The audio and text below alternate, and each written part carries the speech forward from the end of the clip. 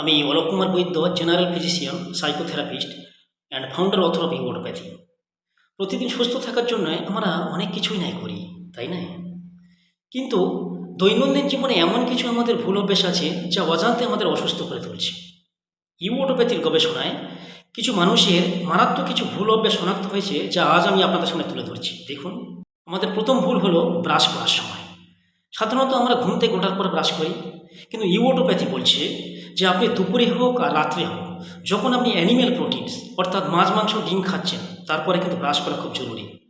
অর্থাৎ এই প্রোটিন কণা মুখের মধ্যে দ্রুত ব্যাকটেরিয়া ছড়ায়, তাই সকালে ব্রাশ করে কোনো লাভ নেই।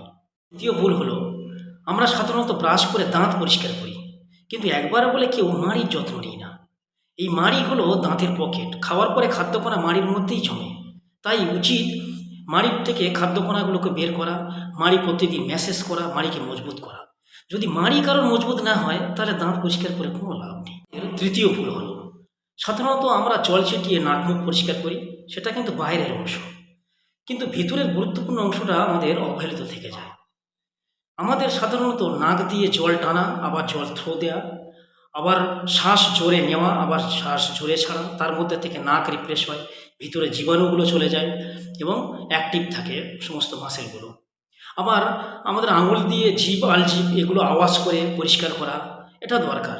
সুতরাং বাইরে থেকে পরিষ্কার করে কোনো লাভ হয় না। চতুর্থ যে ভুলটা করি চুলের যত্নে। সাধারণত আমরা চুলের গোড়ায় তেল ঢালি চুলকে পুষ্টি যোগানোর জন্যে, মজবুত ঘন করার জন্যে, কিন্তু আসল সত্য হলো প্রত্যেকটা মানুষের চুলের গোড়ায় তৈলগ্রন্থি আর ঘর্মগ্রন্থি থাকে। সাধারণত আমরা যদি বাইরে থেকে সেই সমস্ত তেল দিয়ে তাদেরকে কাজ ব্যাহত করি, তাহলে কিন্তু আরও সমস্যা। সাধারণত চুলকে সিল্কি রাখার জন্যে বাইরের অংশে তেল দেওয়াই যথেষ্ট। ভিতরে ছোট ছোট ভুলগুলো শরীর এবং মনের সংযোগস্থলকে দুর্বল করে দিয়ে দেয়। তাই সুস্থ থাকুন প্রাকৃতিকভাবে এবং আরও বৈজ্ঞানিক গবেষণা জানতে ভিজিট করুন uotopathi.com।